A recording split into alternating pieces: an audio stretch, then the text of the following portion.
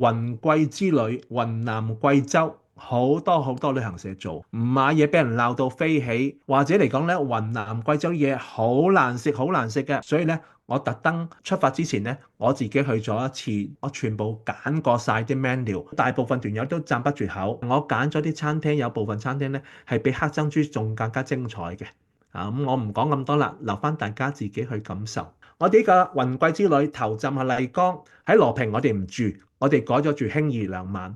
點解呢？因為興怡一間酒店呢，有4個洗衣機、乾衣機俾大家用啊，唔使俾錢嘅喎，帶你住2晚，跟住興怡會住2晚，然之後呢，我哋係尾站喺個貴陽坐高鐵翻廣州就散隊。20天嘅行程可以話好大膽，但係我覺得呢個行程呢，我做得係非常之好，將最靚嘅地方帶大家去睇。首先第一站喺麗江，呢個呢係非常之靚嘅地方，而佢海拔2000幾米，唔算好高。咁我揀嘅酒店特登呢可以望到玉龍雪山嘅，咁風景係非常之靚嘅酒店。再加上呢係麗江古城呢，係2000幾海拔呢，大家係唔需要擔心用高原反應啦。咁呢個玉龍雪山山腳下底一個係黑龍潭公園，再見到日出日落添嘅。所以日照金山都有機會見到嚇。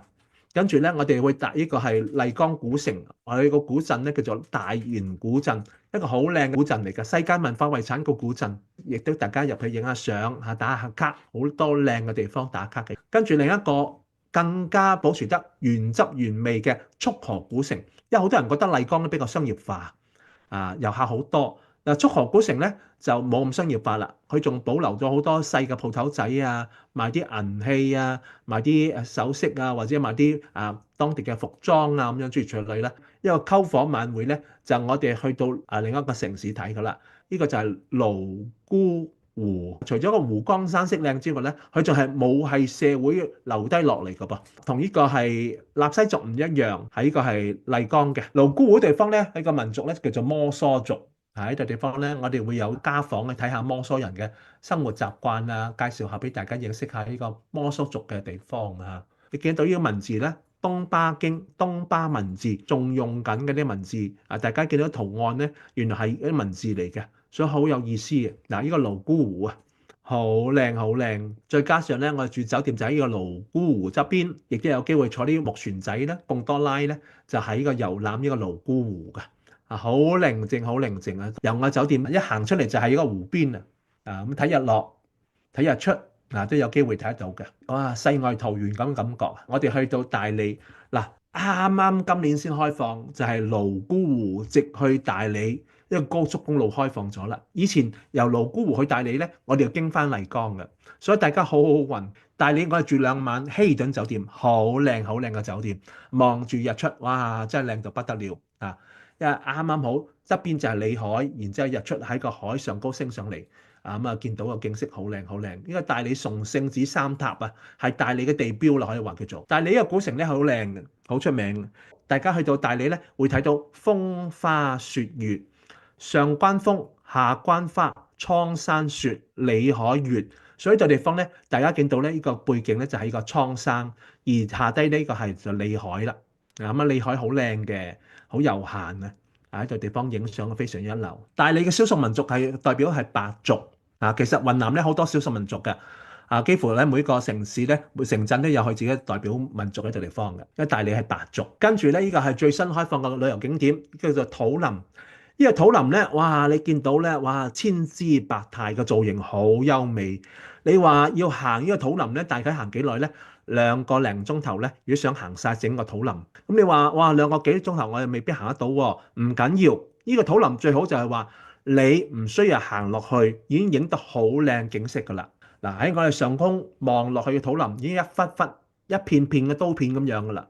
如果落咗去嘅影相角度當然唔一樣啦，係咪？嗱，落咗去好震撼啊！你唔落去嘅話咧，喺上高影到咩角度咧？一陣間大家會睇得到。喺個昆明唔使講啦，雲南嘅首府，我哋會去參觀呢個係陸軍講武堂，呢個最早期中國嘅軍事學院啦。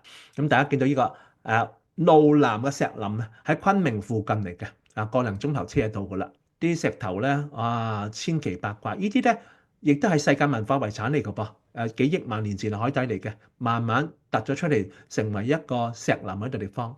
所以佢同呢個土林咧有異曲同工嘅味道。嗱，呢個雙龍橋，呢個建水雙龍橋係好有名嘅，好多遊客慕名嚟去打卡睇日出、睇日落。咁我哋登過嚟咧就睇個日落，睇完日落之後，第二日咧先去參觀其他地方，就好出名嘅矮工房。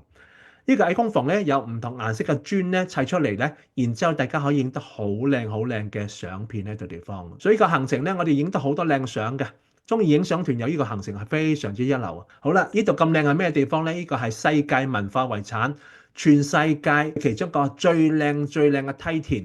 呢個梯田咧，日出日落嘅時候咧，啲水咧會變色嘅，會係帶大家去睇日落同埋日出。當然，你有一團友話：哎呀，我唔使睇咁多日出啦，我夠噶啦。你咪喺酒店瞓下，瞓晏啲咯。好啦，跟住去到彌勒，彌勒咧呢個係好出名，呢個酒店叫做 M Gallery 酒店，呢個係世界有名嘅。而家你上網睇下東風韻啊，呢個旅遊景點。嗱，大家見到呢度地方啦，因為東風韻咧就最出名就係咩咧？喺呢個雲南出產葡萄酒啊，所以個建築物嘅形狀咧，好似一樽葡萄酒樽咁嘅形狀喺度地方。呢個設計師咧設計到好獨特，而家成為一個係雲南嘅網紅打卡景點啊！個個遊客都慕名而去睇佢打卡。嗱，喺我酒店望過去就係呢個東風韻嘅景點啦。所以點解我哋要特登住呢間酒店？因為呢間酒店係好方便，大家隨時行過去打卡。喺我酒店個泳池亦都打到卡，喺我酒店食早餐地方亦都打到卡。哇，靚到不得了！好，跟住我哋去羅平。羅平咧，呢個行程只做3月嘅啫。點解咧？因為3月份嗱，我哋要睇呢個係梯田。12月到3月呢個梯田灌水嘅，我哋睇到倒影，睇到呢個顏色變化。3月份呢個油菜花開晒最靚噶啦，去到羅平嘅地方咧係萬畝油菜花靚到不得了。